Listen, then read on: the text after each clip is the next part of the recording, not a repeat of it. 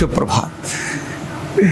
श्री कृष्ण जन्माष्टमी की आप सभी को हार्दिक शुभकामनाएं। और कहानी के क्रम में आज से बढ़कर अच्छी कहानी भगवान कृष्ण से बढ़कर और क्या हो सकती है, क्योंकि आदमी अपने छोटे छोटे संकटों से, कष्टों से हताश, निराश और उदास होता है, डिप्रेशन की स्थिति में लेता है, आत्महत्या की तरफ लेके चला जाता है। छोटे छोटे संकटों पर मार्ग निकालने की नहीं सोचता, सरेंडर करने के लिए सोचता है। काम करते समय थोड़ी सी अड़चन आने पर रीजनिंग देना शुरू करता है, ये इसीलिए नहीं हुआ क्योंकि ये था, ये इसीलिए नहीं हुआ क्योंकि ये था। प्रगति की तरफ दूसरों को सुख देने की जगह दूसरों को कष्ट देने लगता है। संकट दूसरों पर आए, मुझे सिर्फ खुशी मिले, यही सोचने लगता है। भगवान कृष्ण के जीवन से हमें वास्तव में इन सब चीजों के बारे में सीखने की आवश्यकता है। कृष्ण को इतनी सारी दुनिया इतने प्रेम से क्यों उनको नमन करती है, झुकती है, प्रणाम करती है, और किसको नमन और झुकने का, प्रणाम करने का क्रम होता है। अगर यह सीखना है और देखना है तो भगवान कृष्ण से देखना चाहिए। आज के दिन ही उनका जन्म हुआ। जिस बालक का जन्म मृत्यु के साए में ही हुआ हो, यानी उससे पहले उसकी माता की 6 संतानों को ऐसे ही हर संतान को मार दिया गया हो, सोचिए वो पैदा होने वाला बालक खुद ही मृत्यु के गर्त में है, जिसका पहली सांस मौत का इंतजार कर रही हो, ऐसा मृत्यु का संकट, जन्म पर ही संकट जिसके हो, ये छोटी बात है क्या? और पैदा भी हो गया तो वहां से लेके जाने के लिए दूर ले जा रहे हैं उनके पिताजी।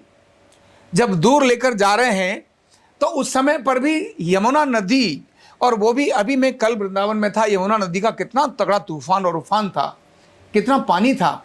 सोचिए उस समय घनघोर बरसात, और बरसात के अंदर भी पानी यमुना उफान पर, और उसमें से लेकर के उसके पिता लेके जा रहे हैं, यानी बाप और बेटे दोनों का जिसका जीवन संकट में रहा हो। और इसके बाद जब वो पहुंच भी गया यशोदा और नंद के यहां, यानी जन्म से ही जिसकी मां उससे दूर हो गई हो। लोग कहते हैं ना इसकी मां मर गई, अब क्या करेंगे? अरे मां मर गई, इसकी मां है, फिर भी इसकी मां छूट गई। मां छूट गई पैदा होते ही, दूसरी मां ने पाला, और वहां पालने के बाद भी अभी उसको पता ही नहीं दुश्मनी क्या होती है और दोस्ती क्या होती है। अभी उसको पता ही नहीं, अभी तो वो छोटा है, पलने में ही है, लेकिन पलने में भी कितने सारे संकट उसके ऊपर। वो जो जा रहा है, खेल रहा है, कुछ खा रहा है तो भी संकट, दूध पीने के लिए भी पूतना उसको दूध पिलाने के लिए आती है और मारने के लिए आती है। यानी जिसकी जिंदगी, जिसका एक एक पल मृत्यु के साए में गया हो, संकटों के ऊपर गया हो, सोचिए इस बालक का कॉन्फिडेंस कितना होगा। इसने कभी भी जिंदगी में रीजनिंग नहीं दी। जब सारे संकट आए, संकटों को भी प्रसन्नता से जिसने अपने सामने झेला हो, संकट आ गया, कोई बात नहीं, करेंगे।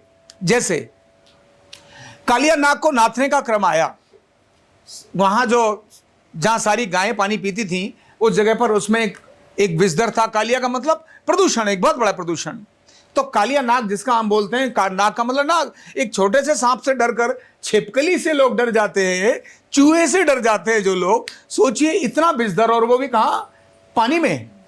उस पानी के अंदर भी इस संकट को कौन ठीक करेगा? मैंने कहा मैं करूंगा, डोंट वरी, मैं हूं ना। क्या बोलते हो? मैं हूं ना। मतलब इसने ये नहीं कहा अच्छा तू कर ले, तू कर ले, नहीं, मैं करूंगा ना, मैं हूं ना। और पानी में जंप मार दी, उस कालिया नाग को अंदर उसके साथ युद्ध किया, और युद्ध करने के बाद भी बाहर निकल कर आए तो क्या बज रही है? बंसी। यानी युद्ध करते हुए भी मस्ती के साथ जिसके बंसी बज रही हो, मधुरता जिसके साथ हो, ऐसा जिसका जीवन हो, जो संकटों पर झेला हो, संकटों को मात देकर जो आगे निकला हो, तो दुनिया उसको प्रणाम क्यों नहीं करेगी?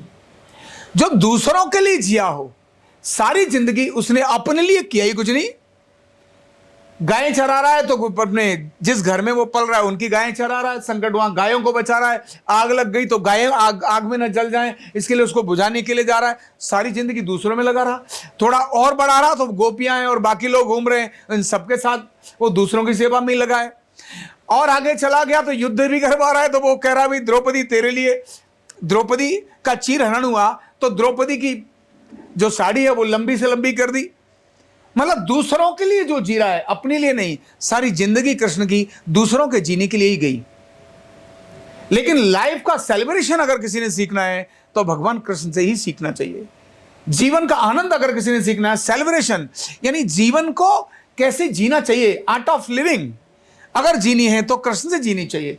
संकटों में भी कभी वो रोए नहीं, हमेशा हैप्पी, जिंदगी को पूरे आनंद के साथ जिया, माखन खूब खाया। उनको पता ही है माखन कंस के पास नहीं जाना चाहिए, ये माखन मेरे अपने साथियों के लिए ही होना चाहिए। अच्छी अच्छी चीज अपने घर से निकालकर विदेश में भेज देते हैं। आम बढ़िया कहाँ जा रहे हैं, विदेश में जा रहे हैं। फल बढ़िया विदेश में जा रहे हैं। ये क्या है, एक्सपोर्ट का माल है, बड़ा टॉप का होता है। और हमारे बालक सड़े हुए केले खाएंगे, नहीं, पहले अपने खाएंगे। अपने लोगों को अच्छा मिलना चाहिए, उसके लिए उन्होंने कहा चलो मटकी फोड़ेंगे। यानी कितने संकट फिर भी आनंद, कितने संकट फिर भी आनंद, और कितना प्रेम। किसी के साथ द्वेष नहीं है। जो गलत करने वाला है उसके साथ द्वेष, जो गलत करने वाला नहीं है उसके साथ प्रेम। और प्रेम की पराकाष्ठा, प्रेम की पराकाष्ठा यानी जो व्यक्ति बहुत कुछ कर सकता है, जिसका कॉन्फिडेंस इतना हो गया हो, वो गोपियों के आगे वो उनके प्रेम में कैसा नाच रहा है, कैसा डांस कर रहा है, केवल प्रेम के अंदर डांस कर रहा है। वो जैसा करी ऐसा करो वैसा कर रहा है। कभी वो पंगे लेने के लिए स्त्री का वेश बनाकर भी जाता है। यानी कितना अद्भुत प्रेम। और तो और जिस समय महाभारत का समय था, विदुर के घर गए तो दुर्योधन भी बुला रहे हैं अपने यहां, लेकिन दुर्योधन में ईगो है। लेकिन उधर विदुर है, उसके घर में वो सामान्य सा व्यक्ति है, और उसके घर में जाने के बाद जो साग सब्जी बनाई उसमें नमक डालना ही भूल गई, फिर भी वो खा गए। उन्होंने कहा वाह बड़ा मजा है। जब विदुर जी ने खाया, बोले महाराज इसमें तो नमक ही नहीं था। बोले मुझे तो ध्यान ही नहीं था, जो तुमने जिस प्रेम से बनाया उस प्रेम से जो मैंने खाया। यानी ऐसा कृष्ण का अद्भुत व्यक्तित्व, लाइफ को सेलिब्रेट करने वाला, रीजनिंग न देने वाला, कारण समस्या न ढूंढने वाला, समाधान ढूंढने वाला, अलग अलग प्रकार के मार्ग निकालने वाला, और ऐसे समय पर जब बड़े संकट हो तब भी हैप्पी रहने वाला। कहां युद्ध का बड़ा मैदान, कहते हैं परित्राणाय साधुनाम विनाशाय च दुष्कृताम धर्म संस्थापनार्थाय संभवामि योगे योगे। वो कहते हैं कि कितना भी गड़बड़ क्यों ना रहा हो, लेकिन साधु जनों की रक्षा करना, माना अच्छे लोगों की रक्षा करना, और दुष्टों का उनको दंड देना, यह कृष्ण की हमेशा नीति रही है। और ये सब कुछ करते हुए आप जितने सारे भगवान देखेंगे, सदा मुस्कुराते रहने वालों में शिव जी भी मुस्कुराते रहते हैं, लेकिन कृष्ण का तो हमेशा आपको मुस्कुराते हुए रहेंगे। 16 कलाओं से युक्त और युद्ध का मैदान है। इधर भी रणभेरी बज रही है, इधर भी रणभेरी बज रही है। युद्ध में बड़ी से बड़ी सेनाएं तैयार हैं, और वहां पर भी व्यक्ति अंदर जाकर क्या दे रहा है, उपदेश दे रहा है। क्या दे रहा है, उपदेश दे रहा है।